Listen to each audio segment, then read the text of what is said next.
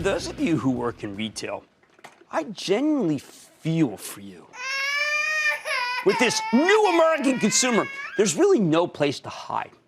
You can't possibly have business as usual because there is no business as usual anymore in this country. Why? Because the American consumer has drawn a line in the sand. Either you're online or you're off price, and everything else is either doomed or at best stuck in a slow decline. Like Macy's. Regular brick and mortar retailers just can't compete anymore. They're just slowly going away. These days, the consumer's addicted to convenience. We didn't really care much about convenience until Amazon came along. What we're seeing now is a generational change. It's a sea change. If you're a baby boomer like me, you appreciate being able to buy stuff online. But if you're a Gen X or a millennial, it's not just that they dislike brick and mortar. I don't even think they understand the reason for it. And who can blame them? Why in the world would you pay more for something that you have to leave your house in your car to pick up in person? Amazon will give you a cheaper price to deliver it free to your home. I mean, you don't have to put it in your car. Isn't that great? That's what Prime's about. And that was so painful. That's what was so painful about that Macy's quarter last week. The fact that they missed in the key women's sportswear category and that it hurt them was stunning. Can you imagine Amazon missing in anything? And even if they messed up a single category, who cares? For Macy's, it was crucial, and they botched it, and that was all she wrote, 9% yield. I mean, holy cow!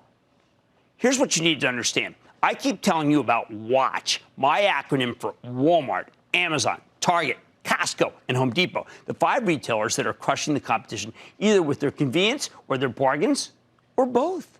But WATCH is about more than that. For one thing, it's about balance sheets. Bountiful balance sheets. It costs a fortune to build out a working, thriving e-commerce business. Walmart, Target, and, of course, Amazon have all been able to spend what they needed in order to deliver goods to you as fast as possible because they have great balance sheets. They'll have them run out to your car to be picked up after you park. I mean, come on, you can't beat that.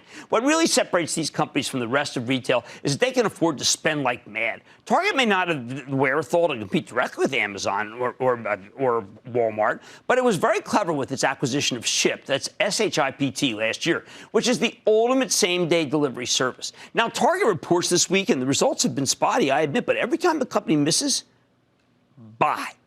Walmart totally gets the preferences of older consumers, but they're also starting to encroach on Amazon's territory thanks to their everyday low-price strategy, coupled with their ability to use all 4,177 of their stores as distribution centers. If that's not convenient enough, right now Walmart's rolling out the most aggressive delivery service of all. Delivery right into your house. That's right. And they have cameras on. You come in, the guy comes in. If you're not home, knocks on the door, come on, but puts it right in your fridge. I mean, the trust their customers must have. If it is a way to beat Amazon in its own game. We know that Amazon has more than 100 million Prime members. But did you know that Costco has more than 90 million cardholders? It's a club, for heaven's sake, not a store.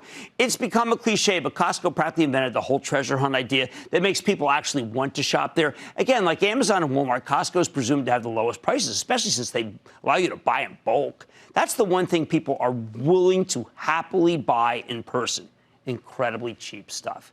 I included Home Depot and WATCH for 2 reasons. One, it's got the lowest prices, and 2, it offers terrific customer convenience. I know customers love Home Depot, but more importantly, as I think you will hear tomorrow morning, contractors love it. Lowe's, even under the leadership of the excellent Marvin Ellison, hasn't been able to crack that hold Home Depot has on the pros. Last time Home Depot, the stock got hammered in the quarter, and if you bought it, the darn thing roared right back. Maybe it does that again. That's why WATCH makes so much sense. But what about the off-price side of things? That's the other part of retail is working. Remember, online or off-price. Consider the 2 dollar stores. They're doing incredibly well. Dollar Tree now carries a ton of national brand names, but for more than $1. Still, though, at a lower price than you can get almost anywhere else. Dollar General's relying on dirt cheap consumables. Don't need China for that. Both represent terrific value. They're just plain bargains. I know they've moved a lot. I like them. The other off-price stores are booming, too. They went down today because people don't associate them with the boom that suddenly people seem to be having or think to be have. That's TJX, Ross Stores, Burlington. They're doing the best. Notice how poorly they act today. I like these names the most right now for all the reasons that I hate the rest of brick and mortar. Off-price chains like TJX are the beneficiaries of all the excess inventory out there. When department stores like Macy's have too much merchandise, they sell it to these companies at a fraction of its cost. If you listen to Macy's conference call, which most of the pundits didn't, you'll be salivating to own Burlington stores. One of the chief reasons why we bought it for my charitable trust. You can follow along by joining the ActionAlertsPlus.com club. Burlington stock has been dropping. I think it's worth buying right into this weakness. What else works? Well, you got some winners in the digital side, right alongside Amazon. I think Etsy, Shopify, and Wix are changing the way we shop. The move toward handicrafts reflects the revulsion toward big national brands that was mentioned by a big department store chain that's now too small for me to talk about, whose one-time CEO was on our air and, frankly, didn't do all that well there. Gen Xers have they got zero brand loyalty. Zero. They'd rather find something that's one of a kind on Etsy than something that's in every mall in America. Etsy and Shopify have made it much easier to sell handmade goods. The big box stores destroyed many of the mom and pop stores that would sell this kind of stuff from local purveyors. They were all destroyed. But these facilitators of e-commerce are bringing them back. But that's another nail in the coffin of brick and mortar. Is there hope for traditional brick and mortar retailers? We keep hearing about experiential, but these days I think that term has become a sham, as everyone claims to be experiential. Pets and workout and games, experiential hamburger, for heaven's sake. For the record, it's not really experiential unless it looks good on Instagram. My daughter told me that, which rules out a lot of the stuff.